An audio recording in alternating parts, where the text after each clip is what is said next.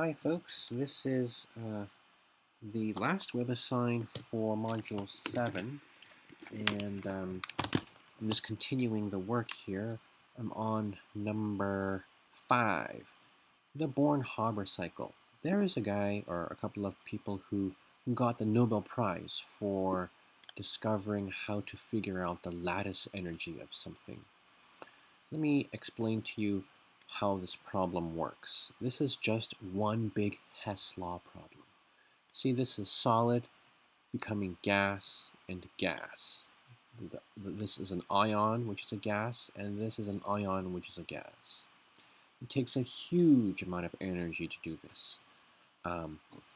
This is basically breaking all of the ionic bonds between cesium and fluorine, so that not only do you separate cesium ions from fluoride ions, but you also take them, I mean, that separation is done in the absence of anything to help you. There's no water there to help you or anything like that.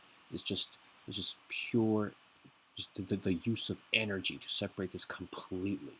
So when you do this, you discover what is the energy of the bonds in between these ions. So you discover the energy of the ionic bond here, which is something that you could not ordinarily do.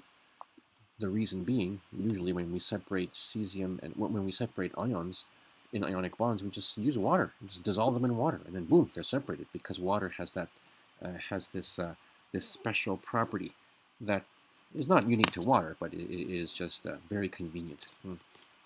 So the guys who figured this out did it this way. They know about all of these chemical reactions. They already know the reaction enthalpies. So they put these equations together in such a way to come up with this equation, just like the Hess law from the enthalpy module. So here, let me show you how that's done. Exactly. Whoops, sorry. Where's my paint? Oh, here it is. Let me show you how that's done.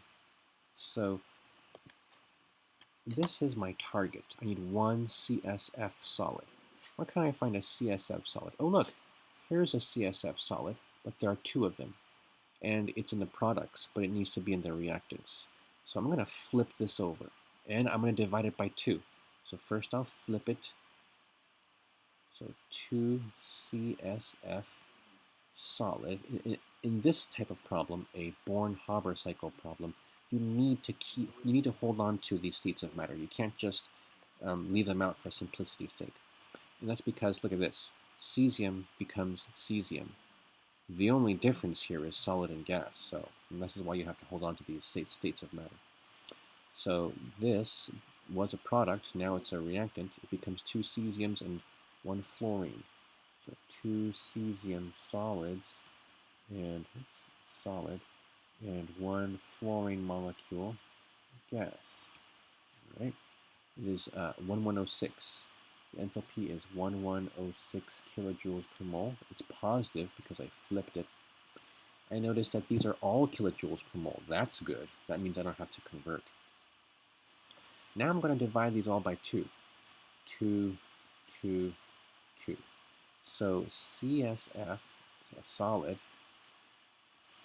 let me leave some space for the other equations, produces 2 over 2 is 1, so a cesium solid and a half of a fluorine gas.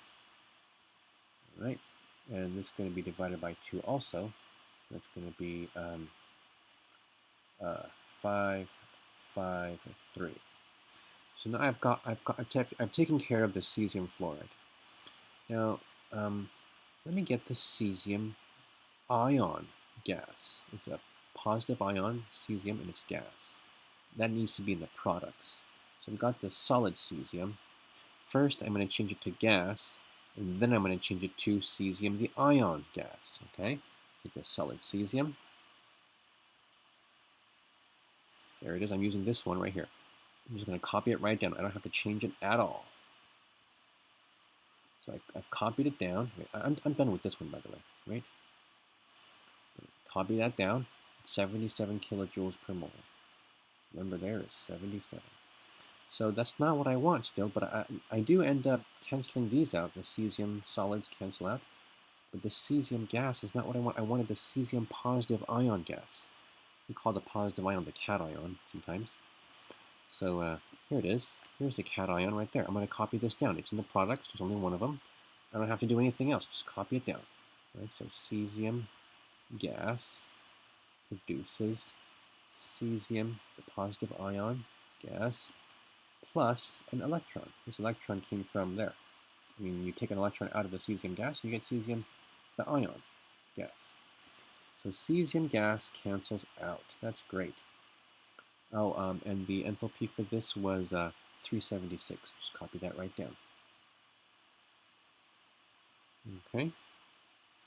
And now what's next? Now I want fluoride, the ion gas.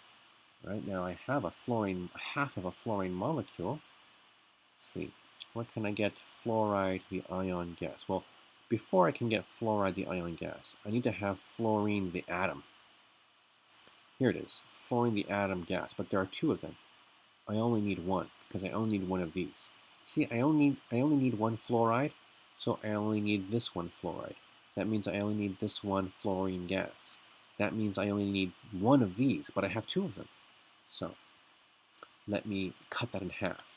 So half of a fluorine molecule gas makes one fluorine atom gas. So I'm going to have to cut the enthalpy in half. The enthalpy is 159. I'm going to have to cut that in half. 159 cut in half is something like 79, 79.5. So 79.5. All right. Now I've got the 1/2 fluorine gas in the reactants, but there's also 1/2 fluorine gas in the products, so those cancel out. Now I have fluorine gas, but I don't want fluorine gas. I want fluoride ion gas. Here's the equation where fluorine gas becomes fluoride ion gas. I'll just copy that straight down. No flipping or multiplying by anything. There's one electron there. You take one electron, you add it to fluorine gas, and you get the fluoride ion gas. Right? So it's negative 327 right there. Negative 327. And this fluorine gas cancels with this fluorine gas, and guess what else? Look at this one electron. Look at that one electron. These guys cancel also, okay? Now, if I add this up, I should end up with my target equation, and if I do, I'm just going to add up all the enthalpies. That's right. So here it is, CS positive gas, and fluoride, the ion gas. So there we go. I'm going to add up all these enthalpies, and I'll just let you figure that out, yeah? Just add those up on the calculator, get your answer. Remember that you cannot have the tenths place in your answer. It has to be only to the ones place, okay? Significant figures, and all of that. Go on to, all right, now, this is having to do with 3 dimensions. So in your textbook, this is pronounced VESPR, and it stands for valence shell electron pair repulsion. This is a way that we understand molecules. I mean, the shape of molecules. You see, this is a Lewis structure. The Lewis structure is limited because it has to be drawn on paper, meaning it's flat. But molecules in the real world are not flat. They're 3-dimensional. So how can we predict what the shape of the molecule will be? Well, valence shell electron pair repulsion theory, or this model, says that every group of electrons, so this is a group of electrons, this pair stays together. This is a pair of electrons, which is a group of electrons. This is a group of electrons. This is a group of electrons. So every group of electrons takes up space. And since electrons are negatively charged, these electrons like to push each other out of the way. So Vesper theory says that the shape of the molecule is going to be determined by how many groups of electrons there are, and depending on that number, the shape is going to be whatever was necessary to get the maximum angle between all of these guys. So here you see this angle seems to be 120 degrees, 120 degrees, 120 degrees. But that is not the case in real life, because this thing is three-dimensional, and this lone pair of electrons takes up a lot of space. Actually, the lone pair of electrons takes up a little more space than a bonding pair of electrons, and that's because the bonding pair of electrons is confined in between two atoms, this atom and this atom, for this bonding pair of electrons, for example. But this lone pair is just constrained by one atom. It has nothing else on the other end to attract it, so it just spreads out as far as it can, because there are two electrons here. They're both negatively charged. They're going to want to spread out away from each other.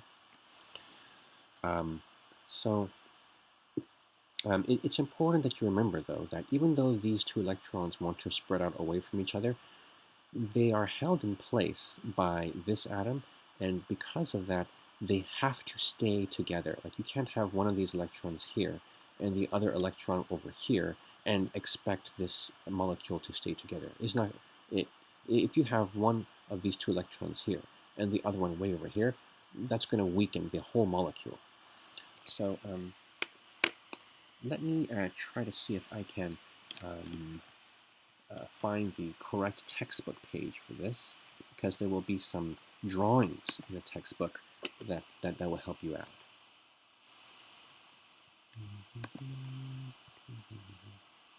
Okay, so here are the drawings. These yellow lobes here, let's make this bigger. Yeah.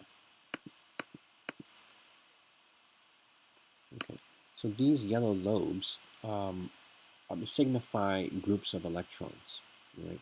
So if you have two groups of electrons, the molecule is going to look like this. If you have four groups of electrons, everything is going to be separated by a 109.5 degree angle, right? This may look like a flower or a plus sign, but it's not. It's you have to imagine this in 3 dimensions. It's more like a spaceship. I think I can find for you a little some three-dimensional models here. So you see, this animation shows the three-dimensional shapes. Now look at this. This is still pretty flat here. Aha, here we go. See this? See this right there? Did you see that? Okay. So let's see. Let me get you the tetrahedral shape first. That's the most basic shape.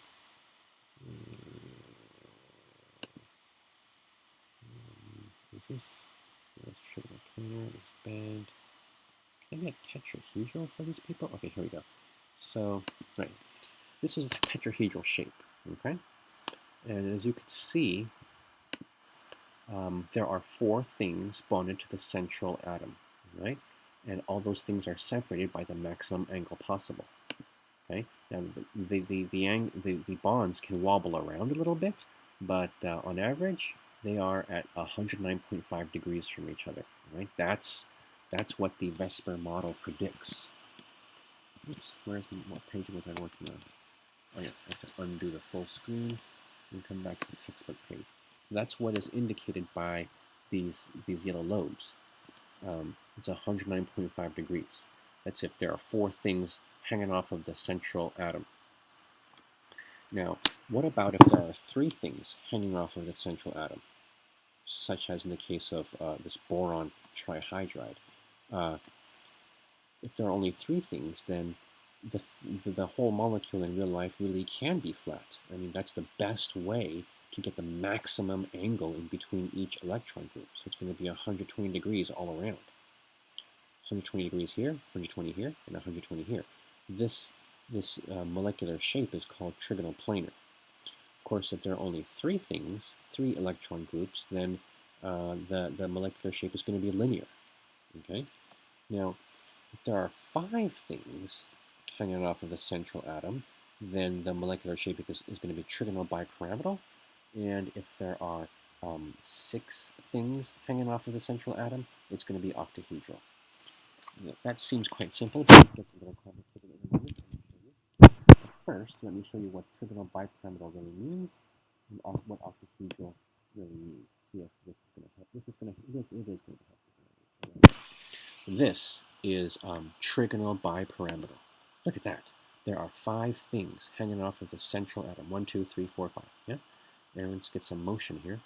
Look at that. That's trigonal bipyramidal. The reason why they call it trigonal bipyramidal is because, right? Let me take it back to where it was before. Yeah. Look at that. If you look at this in the right way, you could see that there is a flat plane here with 3 atoms. This atom, this atom, this atom. They form a flat plane, a 3-sided plane. They form the corners of a triangle. Right? So this is where the trigonal comes from. It has 3 edges, trigonal. And then bipyramidal. This guy up here forms like a little pyramid constellation with the triangle in the middle. See that there's a pyramid up here? There's also a pyramid down here. So there are 2 pyramids. This is trigonal bipyramidal. Okay? And there's octahedral, which is pretty exciting also. Let's see if I can get a good picture of octahedral for you. Ooh, yeah, look at that. Okay, so this is octahedral. Look at that octahedral. It's octahedral because if you were to connect all of these white circles, you would find a shape that has 8 faces. So these 3 guys make one triangular face. These 3 guys make another triangular face. These 3 guys make another triangular face. And the 3 guys back here, they make another triangular face. So it's like a 4-faced pyramid over here, if we don't count the base of the pyramid. And on the bottom, it's another 4-faced pyramid. So that's 8 faces. That's octahedral. Let's watch it move around a little bit, just for fun. Come on, move around. Yeah, look at that. Octahedral. What a complicated molecule. All right, so, but this gets a lot more complicated. And the reason is, sometimes these electron groups that are hanging off of the central atom are not single bonds. Sometimes they're double bonds. And when they are double bonds, the behavior is the same way. We consider a double bond or even a triple bond just one electron group. Okay, so for example, here's my pen. You know, I always, there we go. So for example, carbon dioxide. Close this out. And get a new paper. And make it white paper. So for example, carbon dioxide here. Here is carbon dioxide, double bonds and then lone pairs, you know. But the only electron groups that are relevant in molecular geometry, as far as our class is concerned, is the electron groups around the central atom right here. This is 1 electron group. This is 2 electron groups. So the thing is linear, okay? It is not 1, 2, 3, 4 electron groups. No. A double bond is considered 1 group of electrons. And it gets even more complicated. Watch this, watch this. Look at this water right here. Look at this water molecule, yeah.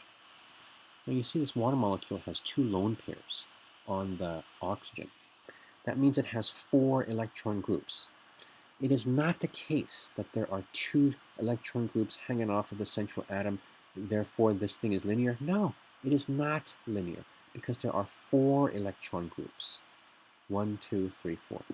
But the trouble is, 2 of these electron groups would be invisible because there's no atom at the end, you know? What does that mean? That means that when you name the geometry, you do not include the lone pairs. These electron groups are not included in the name. Now, we still have to count them. So the electron groups make the tetrahedral geometry. But when we name the shape of this molecule, we don't include, we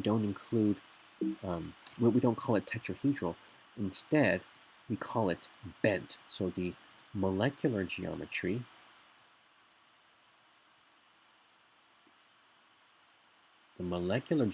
is called bent. The reason is that H2O looks like it's bent. Okay. However, the electronic geometry, so the geometry according to the electron groups, we call that tetrahedral.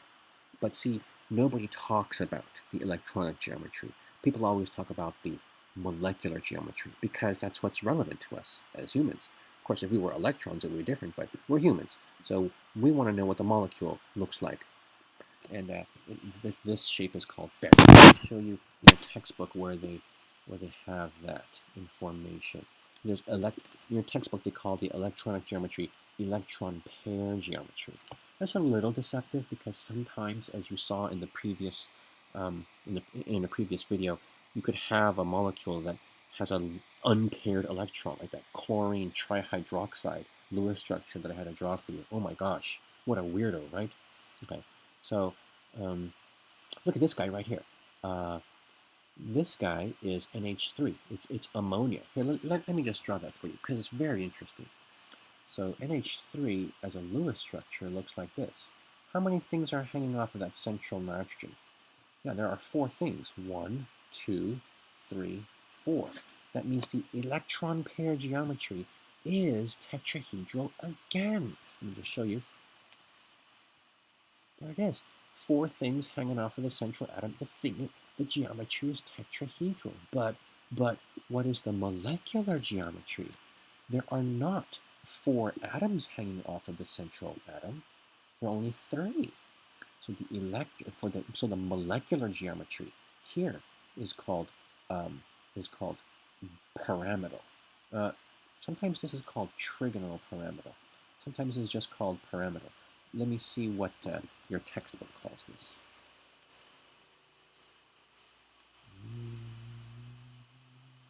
They call it trigonal pyramid. Okay, so your textbook calls this trigonal pyramid. Let me show you why it's called trigonal pyramid. There's a nice little trigonal pyramid over here, right after the trigonal planar. Yeah, no, that's bent. Should have shown you that a moment ago. Oh well. Okay, so here we are. Is this trigonal pyramid? No, this is not trigonal pyramid. Where can the guy get a trigonal pyramid around here? Tetrahedral. There it is. This guy right here. Trigonal pyramidal, or trigonal pyramid. This red thing represents a lone pair of electrons. Okay? And the white thing represents atoms. It's a little bit deceptive because actually the lone pair of electrons will take up more space than a chemical bond with an atom at the end of it. But anyways, let's watch this guy in motion. Trigonal pyramidal. You gonna move for us? Yeah, look at that. A little spaceship, huh? Now notice another thing, folks. When you have a trigonal pyramidal or even a bent structure, the bond angles get distorted. The lone pair up here takes up so much more space than a regular chemical bond that this lone pair just crowds out these guys. It just squeezes these guys together. It's as if I were stepping into a car that contained only kids. Yeah, I'm much bigger than some kids, so I'm going to squeeze those kids together when I sit down in that car. It's the same thing. The electron pair here, the lone pair, is much bigger. It takes up more space than a bonding pair of electrons with an atom at the end. So this ends up squeezing these guys together, and that makes the bond angle down here smaller. Let me show you what I mean. Now, traditionally, the bond angle, when you have 4 things hanging off of the central atom, is 109.5. That's the maximum bond angle you could get. However, if one of these guys is a lone pair of electrons, he's going to squeeze everybody else, so the bond angle between the actual bonds is going to be smaller. It's going to be like 107. Let's check it out. Down here for the trigonal pyramidal, it's less than 109. Okay, some textbooks say 107. I've seen some textbooks even say 107.4. But it's going to vary, I think, depending on what the atoms actually are. So, for example, if it was if it was nitrogen in the middle and then a bunch of chlorides, or nitrogen trichloride, yeah, the bond angle is going to be a little bit larger than if it were nitrogen with 3 hydrogens here, since chloride is much a larger atom than hydrogen. But anyways, the important point here is that when you have the lone pair sticking out at one end, it's going to crush everybody together, so the angle becomes less than 109. Over here, of course, there are only atoms around this central atom, so the angle is 109. Actually, the book just got done saying it was 109.5. I'm not sure why they're trying to tell you that it's 109. Okay, so anyways, the important thing is that you know that the angle decreases, the bond angle, or the actual bonds between each other, it decreases when you have lone pair. Let's check out the bent geometry, which was for water. This angle for water, it actually goes down to like 105. Why? Because there are 2 lone pairs here. Let's see that in action. So the bent geometry, right there, look at that. That's bent. All right, so not that one, not you. This is that is bent, but this is the bent that we're talking about. So let's have this move around for us. This is 2 lone pairs. The red things are lone pairs, taking up a huge amount of space. And you can see that it's tetrahedral. I mean, if you include the lone pairs, it is some kind of tetrahedral. But if you don't include the lone pairs, it is bent. And the angle here, between the actual chemical bonds right there, that angle is 105, something like 105. Okay, so good that you know that. And that line of thinking is behind all of these guys.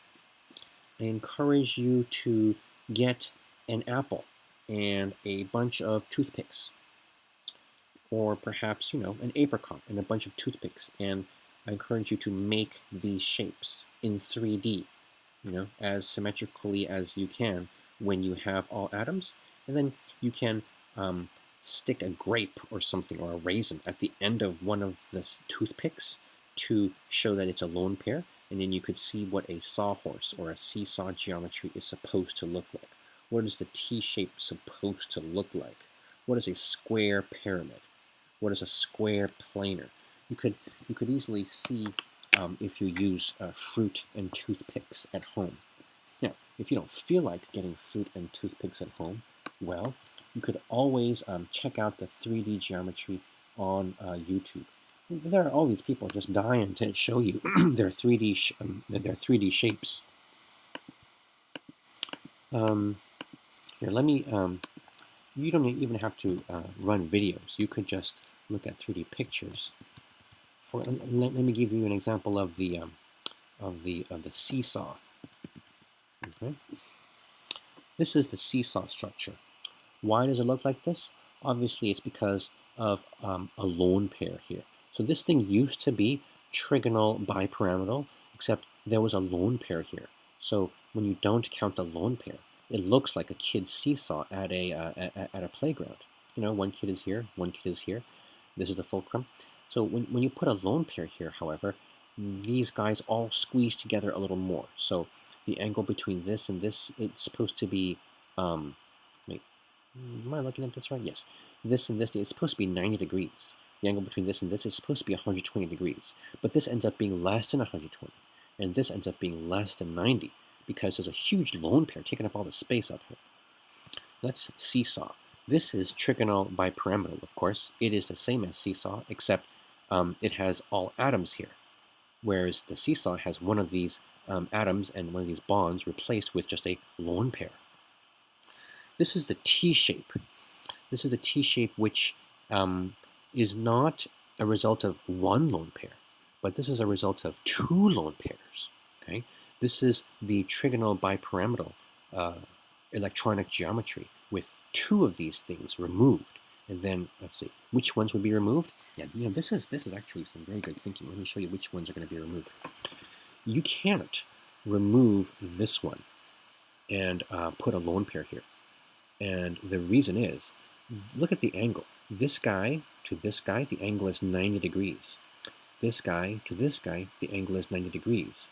This guy to this guy, the angle is 90 degrees. So if you put a lone pair here, you're going to end up with not enough room for that lone pair. The lone pair doesn't like a 90 degrees of space from everybody who's next to him. The lone pair wants more space, and that's why you got to use one of these guys. The trigonal bipyramidal electronic geometry consists of this flat triangle plane in the middle, and then two guys sticking up on either end, top and bottom. So when you take out a position on this flat triangle in the middle, this guy right here, this guy is 120 degrees from the next guy. It's also 120 degrees from, through the back with this guy over here, right? It's 120 degrees. That's a lot of room. Of course, yes, he is 90 degrees from here. He is 90 degrees from here, but at least he only has two 90-degree angles to deal with. If you put a lone pair up here, he would have three 90-degree angles to deal with. That's not sustainable. He would just rearrange himself immediately, just using whatever thermal energy there's available at room temperature in the room. He'll just rearrange himself immediately for the lone pair to go right here. The lone pair needs to go where the angles between chemical bonds and a lone pair is going to be maximized. Of course, you cannot do that if it's octahedral. So let me get you an octahedral.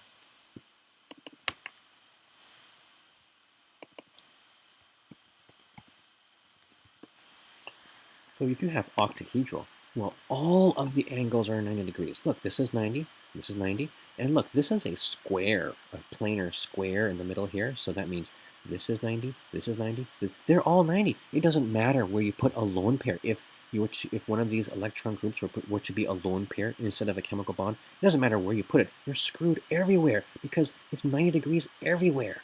So you're just going to make this weird old shape.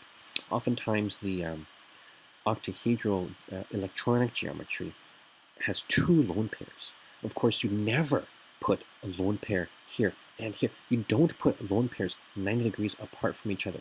If there are two lone pairs, you put one over here and one over here so that the lone pairs will never see another lone pair, because that's the last thing they want to see. Lone pairs are made of purely electrons, no atoms, right? So lone pair goes here and here, or you can put a lone pair here and here. Either way, you're going to end up with, let's say I put a lone pair up here and a lone pair down here. I'm going to end up with 4 atoms bonded to a central atom, and those 4 atoms are in a plane. See, they form a flat square. So when you have 2 lone pairs on an octahedral electronic geometry, you end up with a square planar molecular geometry. That's how this goes. So let me show you the book again. So we've got square planar. Notice it comes from octahedral, but with 2 lone pairs. If you have 1 lone pair, you form a square pyramid. It's not exactly, it's a bit of a distorted pyramid because the lone pair pushes everybody together.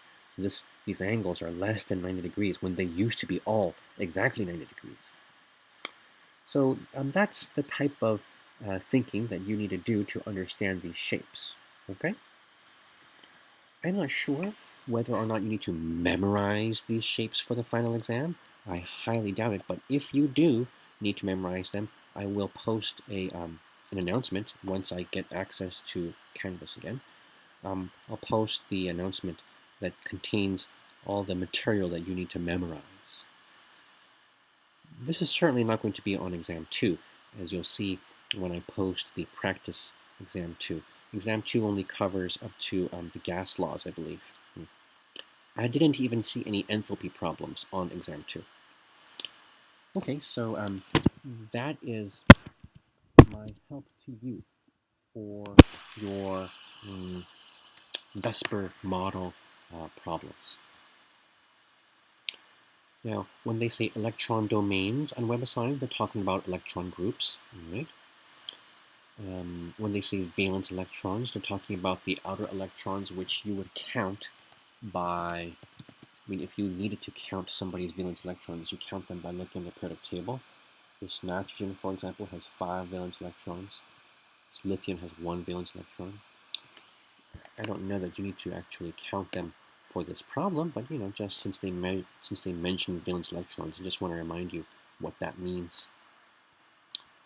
Right now, here I have a nice little trigonal bipyramid or trigonal bipyramidal, and they're asking some questions in this paragraph here. Recall that electron domains something each other. What do they do? Attract or repel? Kind of obvious, right?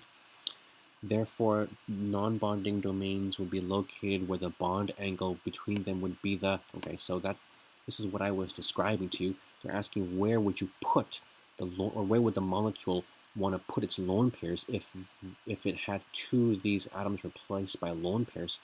Would it put it here where the lone pair would be 90 degrees from everybody else, or would it put it, like, let's say here, where the lone pair would be 120 degrees from these guys, and only 90 degrees from 2 bonds instead of 3 bonds? Okay. Anyways, I think since I mentioned that already, you can just ask me by email or something if something was not clear. You could also consult a textbook or watch somebody else's video on YouTube, but I think just sending me a text message is just so much easier. If you have the time to wait for me to respond, it's just so much easier to ask a direct question and get a direct answer, and then to complain if the answer was not direct, so that the answer can become direct. So anyways, okay, I need to tell you what axial means and what equatorial means. Axial means straight up, straight down. Equatorial means to the side, like that, okay? This is axial, this is equatorial, equatorial, equatorial. You can remember that by your knowledge of the globe, this knowledge which you acquired in elementary school. Whoops, sorry. Where's my paint? Okay. So the globe, actually I don't have to draw this. I can just a globe.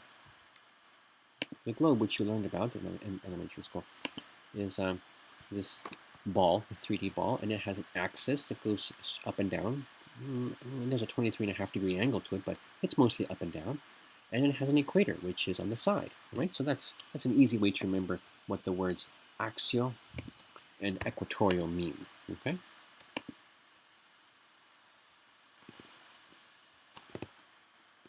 Okay, now I'm going to tell you about polarity. And to tell you about polarity, I have this cool little molecular workbench applet. Where did I put it? I think it's in the downloads folder. I think it's a file called TMP.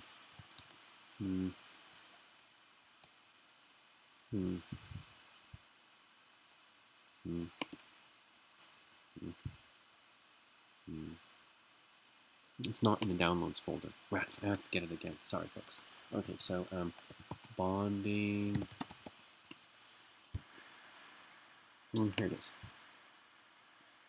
So this is not what I wanted. Sorry.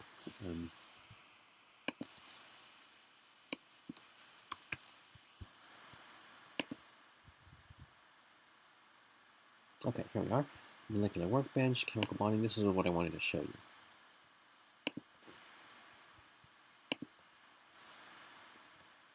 Can't open, but it's okay. This is a Mac. I'll just go in there, open it myself. Security. Open anyways. Open. Okay. This is going to open now, and then I'm about to tell you something that is going to help you to understand what chemicals do when they're not reacting. Here we go. Have you ever attempted to dissolve styrofoam using acetone or fingernail polish? Uh, More on that in a moment. But now that the software has loaded, let me show you about polarity. If I run this here, and then there are 3 atoms here. Okay. Now, since the 3 atoms are all lined up very nicely, this molecule is nonpolar. Right? Let me show you what I mean by that. Where's the pen? Okay, this is carbon dioxide is a very good example of such a molecule. The molecular geometry is linear, so the molecule actually looks like this in nature. Now the CO bond is polar. The electronegativity score for carbon is something like 2.4. The electronegativity score for oxygen is something like 3.5. So the difference is ridiculous. It's like even more than 1. So this bond is polar. Now, to show the polarity of a bond, usually you use an arrow with a plus sign on it. The plus meaning where the electrons are coming from, and the arrow pointing to where the electrons are going. So this arrow is known as a dipole, and the difference in electronegativity and the direction of the arrow together indicate the existence of a dipole moment. A dipole moment is sort of an amount and direction of the dipole. It's kind of like momentum, you know. Momentum is kind of sort of the amount and the direction of your motion. If you have a bowling ball and you roll it down the bowling alley, that has more momentum than, let's say, a tennis ball rolling down the same bowling alley at the same speed. There's more motion there. There's more mass to move. But anyways, that's besides the point. And the point is that this bond is a dipole. This bond is another dipole. But together, this molecule is not a dipole. This molecule is not polar. So this bond is polar. This bond is polar, but the molecule is not polar. Why? Because the polarity cancels each other out. Look at this arrow. It's going in to the right. This arrow is going to the left. They cancel each other out, folks. So this molecule is nonpolar. Nonpolar. Okay? Guess what else is nonpolar? Grease. Grease molecules are mostly nonpolar molecules. There are a lot of odor molecules that are mostly nonpolar, maybe slightly polar in some parts of the molecules. There are a lot of air molecules that are nonpolar. All these things are nonpolar. Carbon dioxide is very useful in a very new type of dry cleaning that is done by some fancy companies to clean clothes or to renew clothes that are old so that they can be sold again. And it's because a large machine can be used to compress carbon dioxide gas into a liquid. Now, liquid carbon dioxide does not exist easily in nature on this planet because it requires both low temperature and high pressure. Actually, I think just high pressure would be enough. But when the carbon dioxide is a liquid, it will go find all of the other non-polar molecules in whatever material it's sloshing around in, and it will dissolve those materials. And then you can drain away the carbon dioxide liquid that has dissolved grease molecules or odor or mostly non-polar odor molecules. And then when you're done with that, you just release the pressure on the machine, and the carbon dioxide escapes as gas, as vapor. So there's no toxic waste to treat or anything like that. And carbon dioxide is a greenhouse gas, but it's much better than having a lot of liquid dry cleaning solvent left over, which is toxic to groundwater and to soil bacteria and stuff.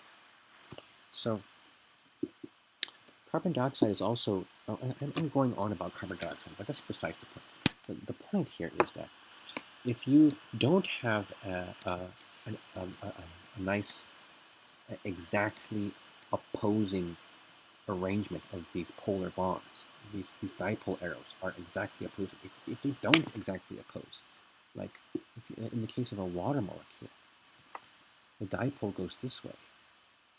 The electrons go towards the electronegative element, which is oxygen, right? And there are lone pairs here. So here, this arrow is pointing to the left. This arrow is pointing to the right. They cancel out a little bit, but look, they're both pointing a little bit down. Both of these arrows are pointing a little bit down. So if you add this arrow to this arrow, the net effect is a little arrow pointing down. That means this molecule is polar. In fact, it ends up being the case that this molecule is very polar because the electronegativity score is 2.1 for the hydrogen, but it's like 3.5 for the oxygen. So this thing is very polar. Let me show you with the molecular workbench how this polarity works. If I, since water has the bent geometry, the central atom, the central atom is not right in between the other two atoms, the central atom being oxygen in the case of water. So if I move this central atom away, look, the electrons move with it.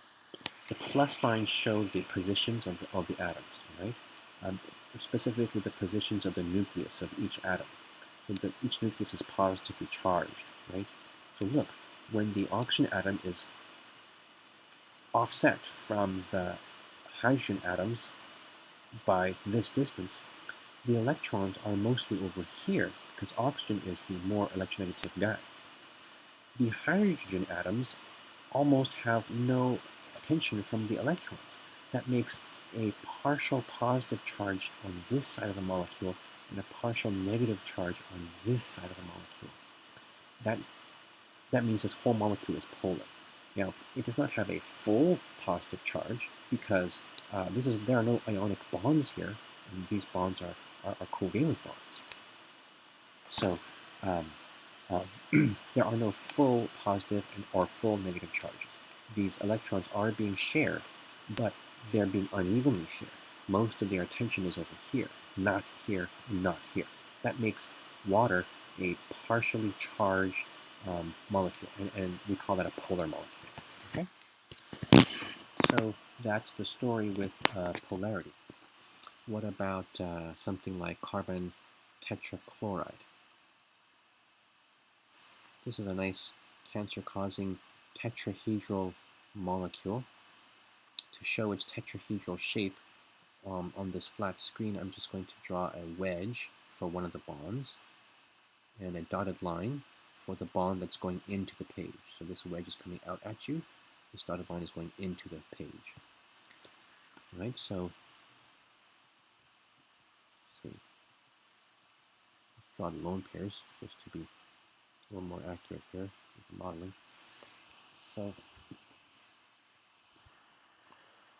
So let's see. What was I saying? Oh, yes. These bonds are all polar. These bonds are all polar, but they are going. All of them are going. The electrons are going away from the central carbon. So, and the molecule has the same angle between all the bonds, about 109.5 degrees between all the bonds.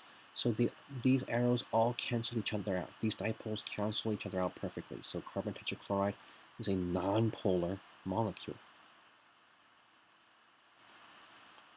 So this is the reason why it's necessary to know the VSEPR model. And the VSEPR model will allow you to predict the molecule shape. Once you know the molecule shape, you have to use your knowledge of polar covalent bonds and non-polar covalent bonds to figure out if the molecule is going to be polar or not. You know what I mean? Just because it has polar bonds, like here and here, doesn't mean the molecule is polar. but if it has polar bonds and the molecule has this uneven dipole arrow directions, then yes, the molecule will be polar. That is the story with the polarity. Okay, let's go back to the WebAssign. All right. The dipole direction for I just gave away the carbon tetrachloride. Okay, so when they say a net dipole moment, they're asking if the thing is polar. If it has no net dipole moment, then that means the thing is nonpolar. And here's what I mean by that. See this guy, carbon dioxide up here? This guy has no net dipole moment. There's a dipole here for this bond, a dipole here for this bond, but the dipoles cancel each other out, so the net effect is there is no dipole moment. Alright, so that's it for that one. I think I may have given away number 10, so I really recommend that you go to the textbook section and study the examples if you have not already done so, because it is important for you to have the skill of combining your knowledge of polar bonds and polar covalent bonds and non-polar or pure covalent bonds, combining that knowledge with your knowledge of the molecular shape according to the Vesper theory. By combining those types of knowledge, you can figure out if the molecule is polar or nonpolar. Now, a few minutes ago I asked if you have ever tried to dissolve styrofoam with acetone or nail polish remover. And I asked that because a styrofoam is mostly a nonpolar molecule, and acetone is also mostly a nonpolar molecule. I mean, it has one small dipole there, but the rest of the molecule is mostly nonpolar. So you can go on YouTube, and if you have not tried this yourself, you can find such a video where they will proceed to dissolve large blocks of styrofoam just in a very tiny pool of acetone. And that happens because the acetone molecules, being at least partially nonpolar, are able to get in between all of the styrofoam molecules.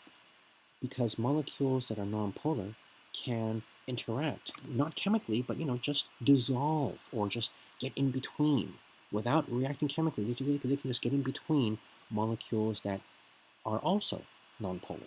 And the same thing goes with polar molecules. This is why water can dissolve sugar so easily, is because sugar is a mostly polar molecule. And as you saw just a few minutes ago, so is water. This is also why water can dissolve salt so easily, because here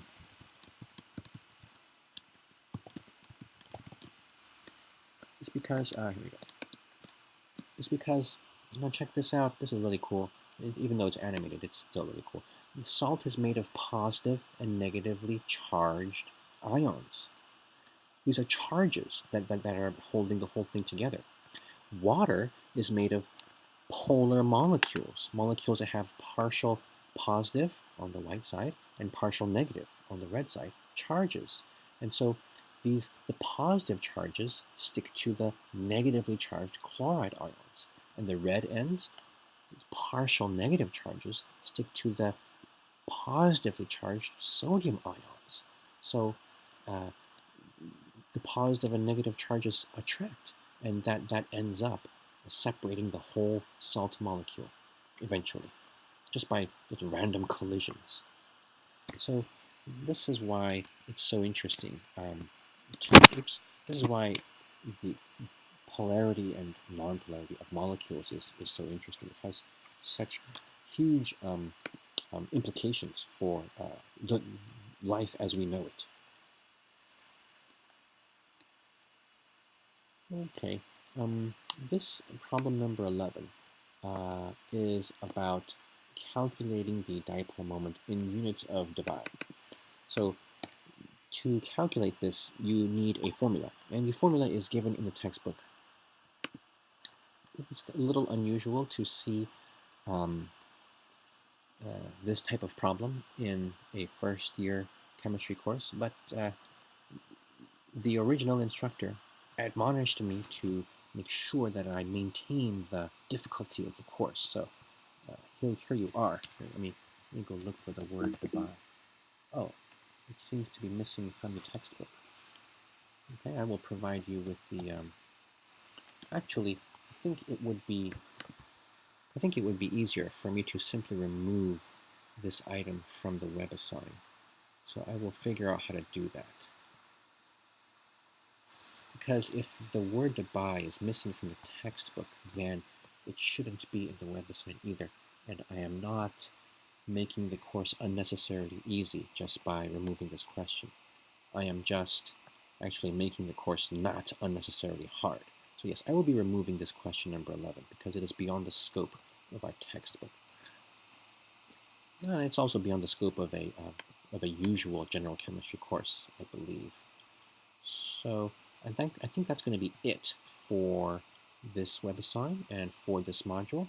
My next video will be about quiz 7, and after that, about exam number 2. Okay? Thank you. Bye.